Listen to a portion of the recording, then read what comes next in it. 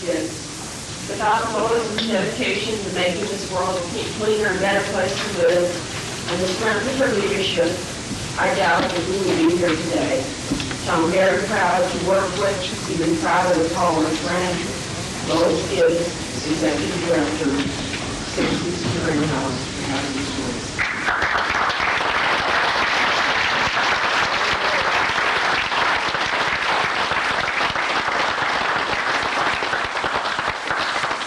Thank you very much, and good morning, everybody. I just want to start out by saying that I'm really proud to be here, and that I'm really excited about the conference, and hope you all are. I was actually sitting at lunch with Sam, dinner with Sam Epstein, and then breakfast again this morning, thinking, gee, this room is full of all the who-who's of environmental science. I mean, look at the lots of people that we have lined up here. And all the who's of the doctors that are willing to move and take on this issue, according to the family practitioner point of view, and all the who's of the leadership people from the community. If industry dropped a bomb, I'm saying it back to thinking like, geez, we're drinking Louisiana water, that's bad enough. But, if industry dropped a bomb here, our movement will be taken back many, many steps. But on the bright side is that I'm just really excited about the fact that we've been able to get all those people together. Sam Epstein, Dave Rosenhoff, Jeanette Sherman, the leadership people, family practitioners. This is a very first happening. I mean, you are all part of a cutting edge, and we always. And this is going to grow. And we don't know exactly what's going to happen here today. I'm going to explain to you what we think is going to happen here today. But what I think is going to happen is going to be much more than we planned, because we have too many of some of the very best in the country under the same roof. And I think the result of this is that people are going to get much more than what they expected to get out of this. The purpose of this meeting, and I would like to take, I'm really short. I would just like to take 1 second, and I know this is inappropriate, but I've never been known to follow rules, which is how I got where I am today. I would like to take 1 second just to say that there is one person here today who's responsible for 99.9% of this happening. Lee has done a wonderful job. CKW staff has done wonderful things. The speakers are wonderful. The guy who printed the brochures was great. But who made it all happen is Linda King.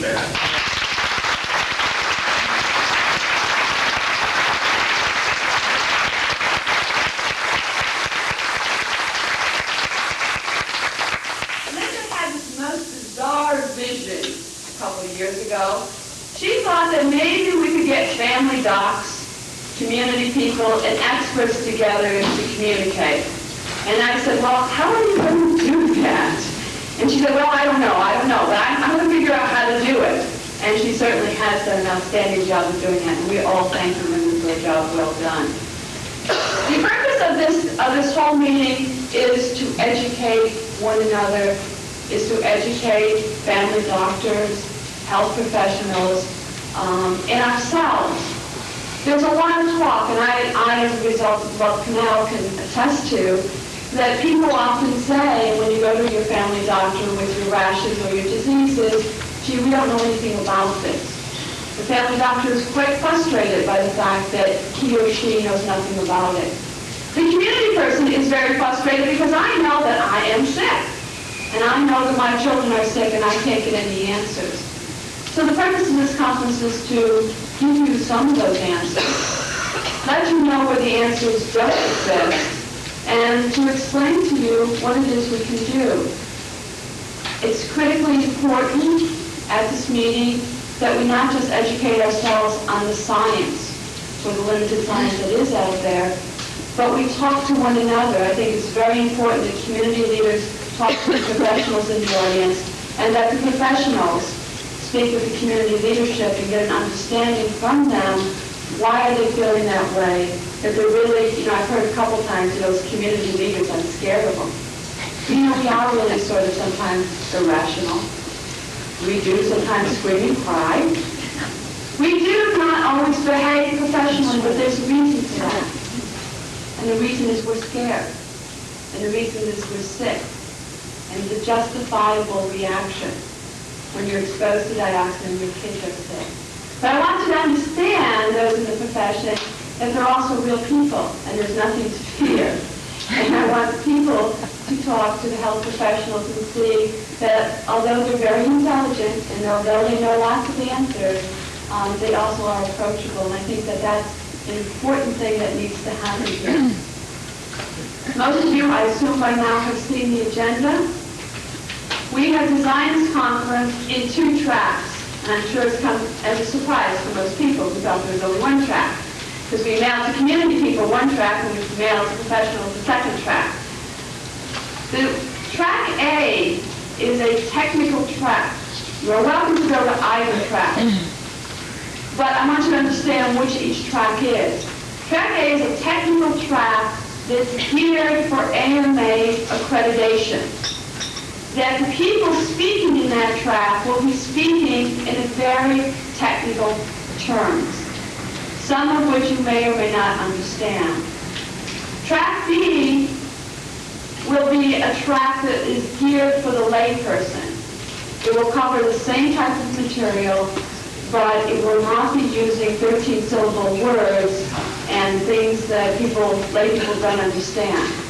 Again, you're welcome to go to either one of them, but so that you can understand what the difference is. We have a very, very, very tight schedule. So we had a facilitator. Anybody look at the schedule? You notice that you only have 2 chances to go to the bathroom today. I want you to pay attention to where those 2 chances are. I want you to utilize them. Janice has a map of all of the toilet facilities on all 16 floors. You can read it. We have a very tight schedule, and we have to be very disciplined. And I know that community leaders are very disciplined because they have to be leadership, and I know professionals are very disciplined because they have to do that to be a professional. Our facilitators have been given instructions to meet with the presenters beforehand, to talk about timing, to cut off the presenters at the end of the time, so there's enough for Q&A. We would like to see at these various presentations a lot of dialogue. We think it would be great to get the information out there, but we do want the questions and answers to come about too. And the dialogue is important for educating. So we're asking the presenters to be disciplined, and they've all agreed to do so.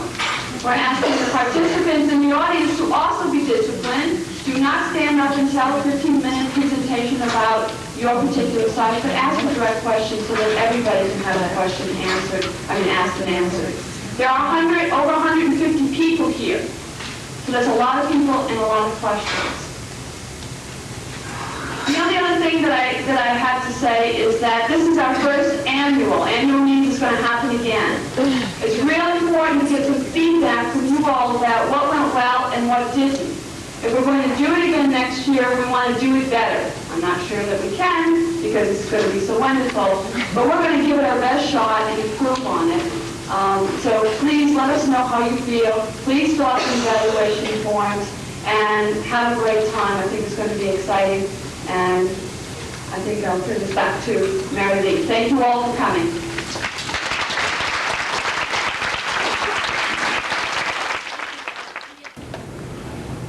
Okay, moving ahead to the first speaker. First speaker this morning is Dr. Paul Temple. Dr. Temple is the Secretary for the Louisiana State Department of Environmental Quality. We're very pleased that he's with us this morning.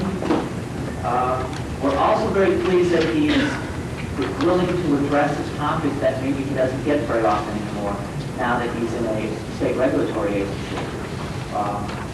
Prior to being with the state agency, Dr. Temple, and he's still acting as an appointed with Louisiana State University as a professor of environmental chemistry. And with that experience and background, he'll be discussing for us today pathways to exposure. Dr. Temple.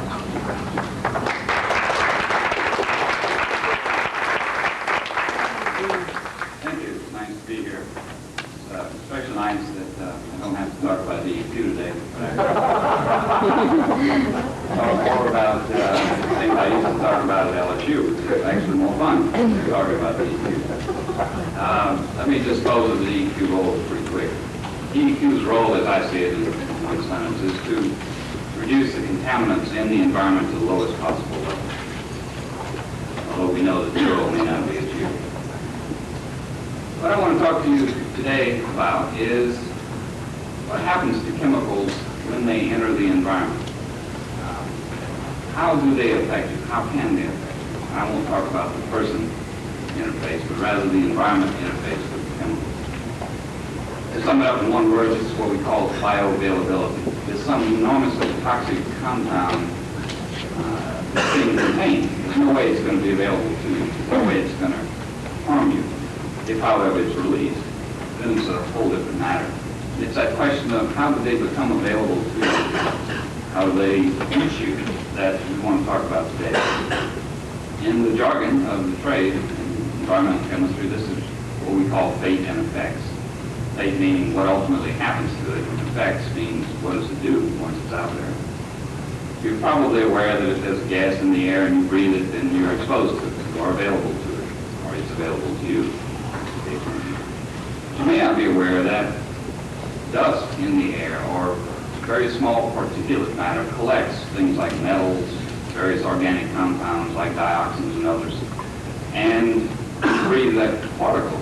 You also get those chemicals. Now, this is important because you don't expect that you're going to find metals in the air or that you're going to find some of these organic compounds in the air because the chemistry won't tell us that. So it turns out to be a fairly complicated issue, and I've got some slides and visuals which I use to try and explain some of that. And there are other routes of exposure that are not very obvious, at least not on first blush. So let's take a look at some of those.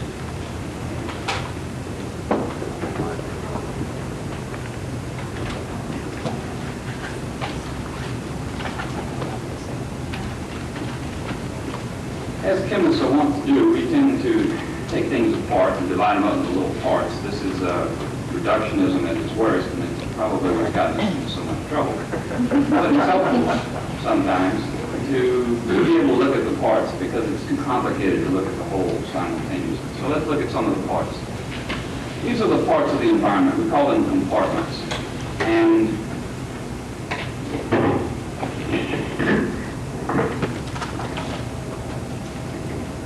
starting from this side, this is the pollutant of any type that we throw into the environment. That's what the dashed lines indicate. And the compartments are air, soil, and of course sediment has to be included in soil, and water on this side. The smaller language in here deals with various processes that go on in those compartments. The lines between them are transport mechanisms which show you how the chemicals move from one compartment to another. And I have some data which I'll show you, and you get some idea of how you can use this information to tell where a chemical will end up. That's what we're really interested in, the fate of it. Where does it end up? If I take a handful of PCB and throw it into the floor of the stage here, where ultimately, when I come back in a year, where's it going to be? Turns out PCB doesn't have too much vapor pressure, but it's got a little, so some of it's going to be in the air. Most of it's going to stay right there. If you throw it in the water, it's not really soluble in water. It's got a little bit of solubility, but mainly it's going to attach itself to some particles in the water and fall into the sediments. So as a chemist, if I go out and I'm looking for PCBs and I analyze the air, I'm probably not going to find any, even though there's tons of it around. If I analyze the water, I probably won't find any, unless I catch some sediment particles, because that's where it's going to be. If you analyze the bottom of the stream, however, that's where you will find it. So it's important to know where these compounds will end up, what their fate will be, if you're out analyzing for these kinds of compounds, and if you're worried about people getting exposed to them. Now, if that same PCB is on the bottom of the stream, then you say, okay, well, it's not really available to me, it's not going to hurt me. Well, it turns out there's plants that grow down there, and these plants pick it up, and that's what we call bioaccumulation. And once those plants have it, then the catfish will eat it, it gets in the catfish, and goes up to some level, you catch the catfish and eat it, and then by a food chain mechanism, you become exposed to that same PCB, which we thought wasn't going to be a problem, because it didn't seem to have much volatility, it didn't seem to have much solubility, so we thought it was going to end up in sediments. It doesn't always work that way. For many years, we thought that dilution was the solution to pollution. That is, if we threw something into the environment, second law of thermodynamics seems to tell us it's going to disperse itself through the environment. It's no longer the case. We know now that accumulation occurs, that things actually can concentrate in the environment. Rather than becoming more dispersed, they become more concentrated. It's usually organisms that do that concentration. We'll talk about that in a minute. These, in case you can't read them, for instance, this is soil and sediment. If we throw a pollutant down into the ground, if it's got some volatility, it'll volatilize into the air. And then, I almost volatilized off the stage. Then the air becomes contaminated. If, however, it doesn't have much volatility, but it has a desorption capacity, then it'll go into the water, and then it assumes that it's got some solubility in water. If it's in that water and it's picked up by some organism, this is the biota representing all the organisms, then it will be concentrated in that organism. When we talk about organisms over on this side, you've got to be aware of a number of different things. There's a couple of factors which contribute to bioaccumulation. One is the life of the compound. I'll talk to you about half-lives. I have another visual to show you. The half-life gives you some feel for how long the compound will be around. The half-life, for instance, tells you if you've got a pound now, how long will it take until you've got only a half pound. Some compounds, like DDT, that life can be 10 to 15 years. So you've got some long-lived compounds and you've got some short-lived compounds. The short-lived ones,